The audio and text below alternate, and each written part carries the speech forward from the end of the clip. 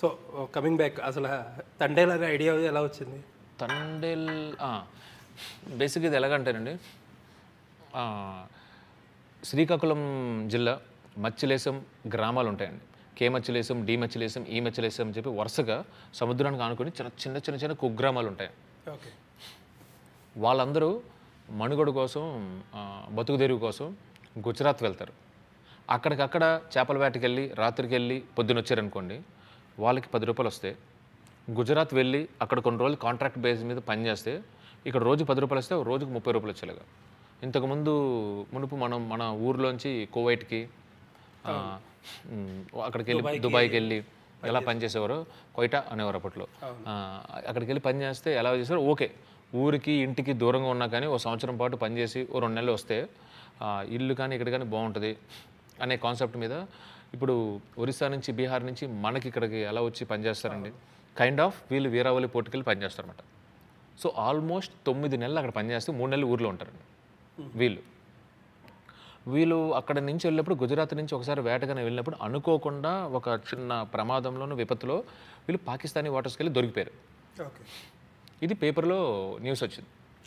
ఈ న్యూస్ని కలెక్ట్ చేసుకుని ఆ శ్రీకాకుళం తాలూకు ఒక అబ్బాయి కార్తీక్ ఈ న్యూస్ని కలెక్ట్ చేసుకుని ఒక టీంతో వచ్చి ఒక కథలా అల్లుకున్నారు. అతను భానుప్రతాప అనే ఇద్దరు వాళ్ళు అనుకుని మన గీతా ఆర్ట్స్కి ఇది తీసుకొచ్చారండి. This is before Karthikeya 2.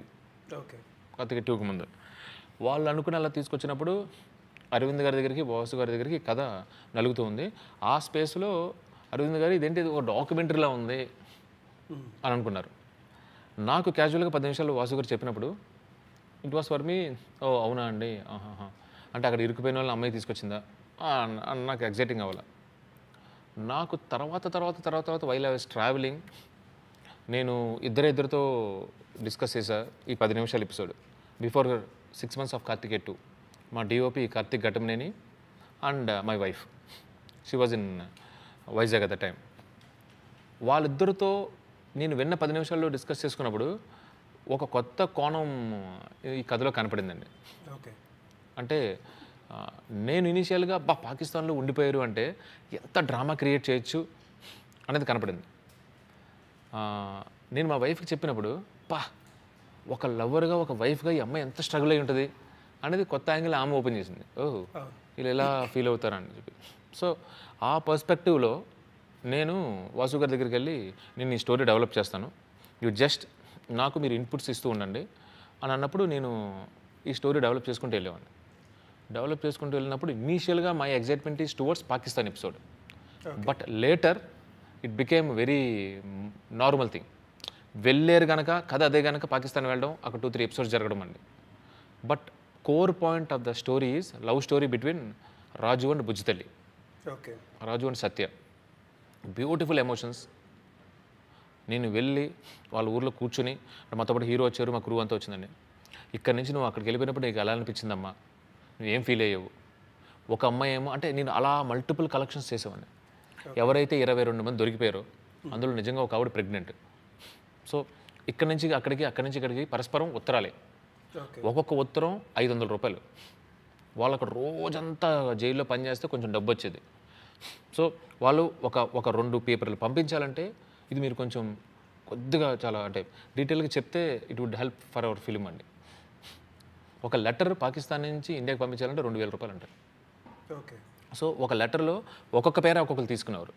So 4 పేపర్స్లో 22 మంది వాళ్ళ భార్య పేరు, వాళ్ళ అమ్మ పేరు, వాళ్ళ నాన్న పేరు రాసి మెన్షన్ చేసి రాసేవాళ్ళు. ఎంత ఎమోషన్ ఉంటుందో ఆ ఎమోషన్ అంతా 5-6 లైన్లో ఫిలప్ చేసి పంపించేవాళ్ళు అనమాట. మీకు నేను ఆ ఉత్తరాలు కూడా చూపిస్తాను, నువ్వు జస్ట్ పోస్ట్ ఇట్. అంటే ఎంత ఎమోషనల్గా ఉంటాయంటే అందులో దొరికిపోయిన తర్వాత ఒక ఆవిడ ప్రెగ్నెంట్. సో పలానా టైంకి సెప్టెంబర్ 2వ తారీఖుని నా డ్యూ డేట్ బావా అని రాసింది. అది రాసేటప్పటికే సెప్టెంబర్ 2 అయిపోయి ఉంటుంది. ఇతను చేరే తారీఖు సెప్టెంబర్ 2 అయిపోయి ఉంటుంది. పాప బాబా తెలీదు, ఆమెకి ఏమన్నా ప్రమాదం ఉందా తెలీదు. If you read those letters అది ఎంత ఎమోషనల్గా అంటే ఆ ఎమోషన్లో ధైర్యం ఇవ్వడం అనేది మాటలు కదండి. మనిషే లేరు అనుకుంటే ఇంక లేరు, అయిపోయింది. ఎక్కడో ఉన్నారు ఉన్నారు ఎలా నాకు చాలా కష్టం అండి.